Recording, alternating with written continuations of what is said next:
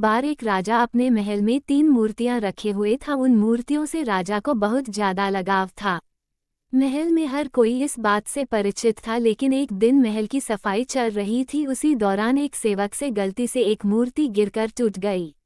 राजा उस समय वहीं पर खड़ा था। वह क्रोध से आग बबूला हो रहा था। उसने गुस्से में उस सेवक को मृत्युदंड की सजा सुना दिया। सेवक मृत्युदंड की खबर सुनकर भी चुपचाप खड़ा रहा। वह बाकी की 2 मूर्तियों को भी तोड़ दिया। ये देख राजा को और ज्यादा क्रोध आ गया।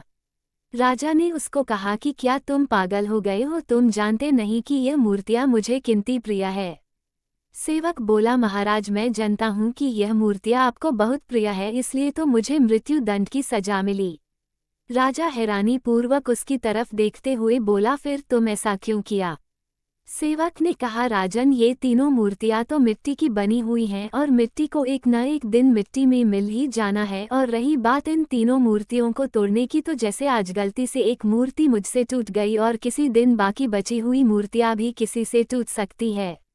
राजन, मुझे तो एक मूर्ति तोड़ने पर मृत्युदंड की सजा मिली है, इसलिए मैं बाकी की दोनों मूर्तियों को भी तोड़ दिया ताकि अन्य कोई व्यक्ति मृत्युदंड से बच जाए। राजा उसके उत्तर को सुनकर दंग रह गया।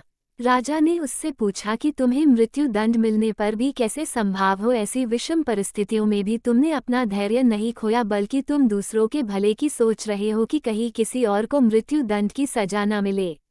सेवक बोला, राजन, ईश्वर ने ही मुझे यह मनुष्य जीवन दिया और हर सुख सुविधा उपलब्ध कराई। जब जीवन और सुख सुविधाएं ईश्वर ने दी है, तो अगर उसने कुछ कटु अनुदान दे भी दिया तो उसकी नियति पर क्या शक करना। जीवन और मृत्यु पर केवल उसी का अधिकार है, यही सोचकर मैं सदैव संभाव रहता हूँ। उस सेवक की बात सुनकर राजा को अपने दिए हुए वचन पर शर्मिंदगी महसूस होने लगी। राजा को अब समझ आ गया था कि वह अपने पद का अनुचित प्रयोग किया है। उसे अपने लाभ हानि से ऊपर उठकर एक राजा के समान न्याय करना चाहिए था।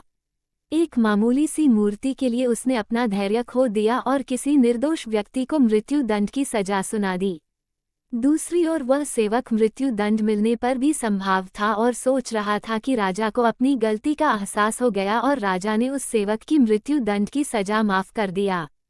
इस कहानी से सीख मिलती कि मुश्किल परिस्थितियों में भी हमें अपना धैर्य नहीं खोना चाहिए और कोई भी निर्णय क्रोध में नहीं लेना चाहिए।